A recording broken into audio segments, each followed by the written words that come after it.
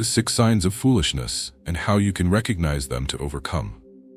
Do you know what holds people back the most? It's not bad luck, a lack of resources, or even poor circumstances. It's foolishness. That's right, certain habits and mindsets that stop growth before it even starts. And here's the kicker. Most people don't even realize they're doing it. But here's the good news. Foolishness isn't a life sentence. Recognizing it is the first step toward wisdom. So in this video, we'll walk through the 6 clear signs of foolishness that anyone can fall into, and how to avoid them. Now, this isn't about judging others. It's about looking inward and making sure we're not standing in our own way. Stick around to the end, because the final sign is the most important, and it might just change how you see yourself. Let's begin. The first sign of foolishness is having a closed mind, a stubborn refusal to entertain new ideas. Picture it, a person so stuck in their ways, they'd rather argue endlessly than admit they might be wrong. Here's a story for you. I once met a man who insisted the earth was flat. No amount of reasoning, evidence, or facts could sway him. Why? Because admitting he was wrong felt like admitting he wasn't smart. But here's the truth. Wisdom begins where the walls of the mind crumble. Growth requires us to say, I don't know everything, and that's okay. Ask yourself, are there beliefs you hold so tightly that they might be keeping you from learning? Be honest. Recognizing it is the first step toward breaking free. The second sign is constant blaming. You've heard these people before. It's not my fault. The system is broken. Other people are holding me back. But let's face it, blaming others is easy, but it's also a trap. There was a young artist I knew who dreamed of making it big. Yet every time he failed to finish a painting, he blamed the tools, the weather, or even his own friends. His breakthrough only came when he said, "This is on me. I need to work harder." Here's the takeaway. Taking responsibility might feel uncomfortable, but it's the only way to grow. Blaming others only keeps you stuck in the same place. If you've been guilty of this, and we all have at some point, make today the day you stop pointing fingers and start looking inward. The third and most crucial sign is the arrogance over humility. Have you ever met someone who has to be the smartest person in the room? They dominate conversations, dismiss others' ideas, and love to hear themselves talk. That's arrogance, a loud, blaring sign of foolishness. It's a mask for insecurity. I remember a young scholar who argued with me endlessly about the simplest matters. He wasn't interested in learning, he was only interested in proving he was right. Years later, after life had humbled him, he came back and admitted, "I should have listened more." Here's a hard truth. The wise don't need to prove they're wise.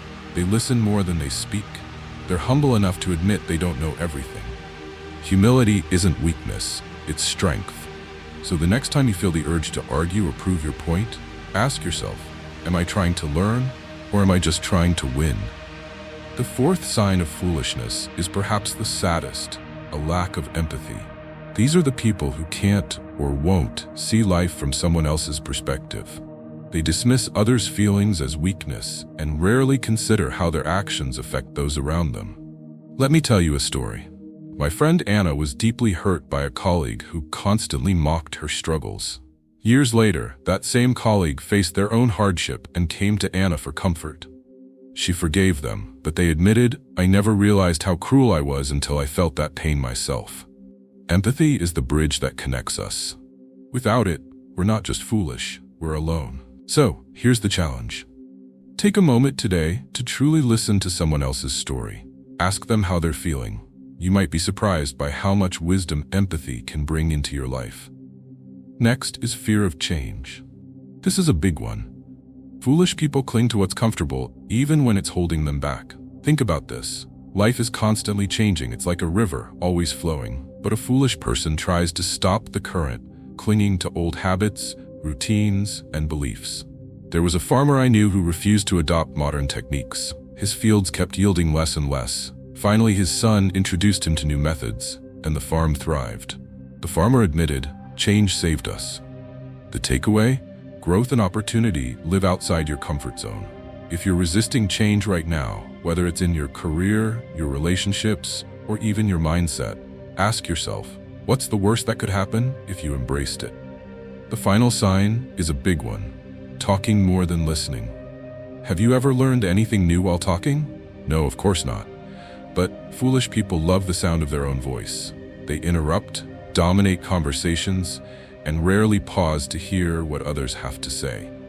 I remember a merchant who lost countless deals because he wouldn't stop talking long enough to understand his customers' needs. It wasn't until he started listening that his business turned around.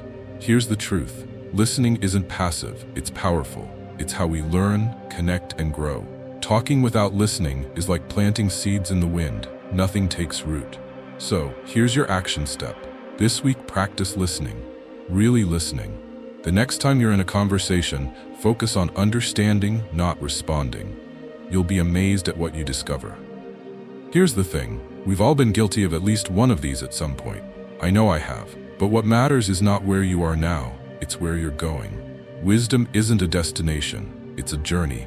It's about recognizing these signs, making changes, and striving to grow every day. If you found this helpful, do me a favor. Hit the like button and subscribe for more insights like this. And here's your challenge for today. Drop a comment below and share one area of your life where you're working to grow. Remember, the path to wisdom is open to everyone who's brave enough to walk it. Thanks for joining me, and I'll see you on the next step of the journey.